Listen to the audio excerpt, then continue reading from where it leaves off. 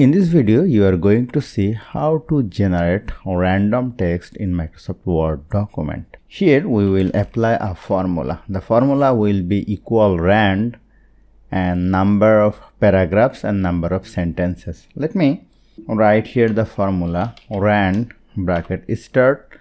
Here we will type the number of paragraph I want. Let me write here 4. I want 4 paragraphs and the comma, and for every paragraphs I want 6 sentences. So let me close the bracket and just hit enter, and you will see I have 4 paragraph, and in every paragraph I have 6 sentences. Let me press Ctrl Z. If I want to make it more little, just select 2 and here just select 3 and hit enter, and you will see I have 2 paragraphs and the 3 sentences in every paragraph. So hope you found this video helpful. If you like this video, please share this video with your friends and family, and don't forget to subscribe. Thank you.